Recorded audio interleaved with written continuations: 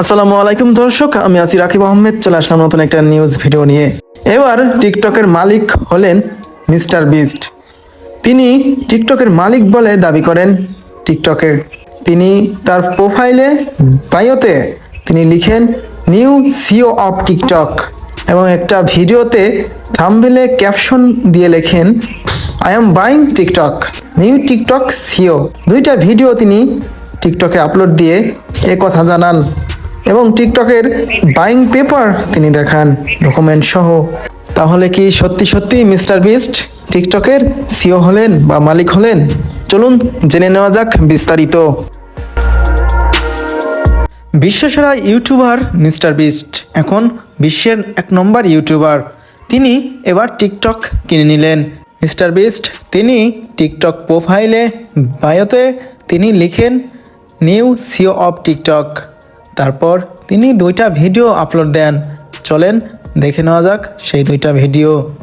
I just got out of a meeting with a bunch of billionaires.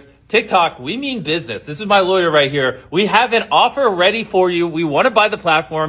America deserves TikTok. Give me a seat at the table. Let me save this platform, TikTok. $1 billion দিয়ে তিনি TikTok by করেন এবং সেই document এই ভিডিওতে তিনি দেখাচ্ছেন।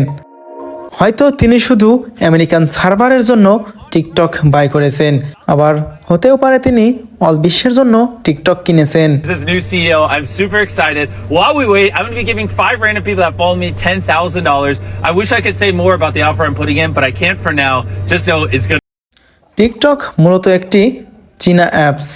চীন থেকে এই টিকটকের তৈরি হয়েছে। সেই অ্যাপটি এখন মালিকানাধীন মিস্টার বিস্টের। এর আগে টিকটক নিষিদ্ধ করার সিদ্ধান্ত নেন আমেরিকা। পরবর্তীতে ট্রাম্প ক্ষমতায় আসার পর তিনি আবার টিকটক ব্যাক আনেন এবং বৈধ করেন।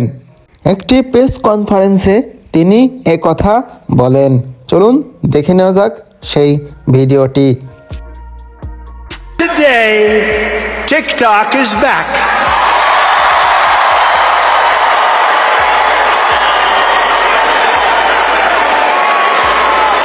Guy, TikTok Jack, he's a young kid, like 21 years old, and we hired this guy, and I went on TikTok. Can you believe what I'll do? তো সবাই ভালো থাকবেন, সুস্থ থাকবেন, আর রাকিব আহমেদ নিউজ চ্যানেলের সাথে থাকবেন, আর চ্যানেলটি সাবস্ক্রাইব করে আমাদের পাশেই থাকবেন। আল্লাহ হাফেজ। আর ভিডিওটি যদি ভালো লেগে থাকে অবশ্যই লাইক, শেয়ার, কমেন্ট করবেন এবং সাবস্ক্রাইব করে পাশে থাকা বেল আইকন বাজিয়ে দিবেন। তাহলেই আমাদের ভিডিও আপনারা সবার আগে পেয়ে যাবেন। আল্লাহ হাফেজ।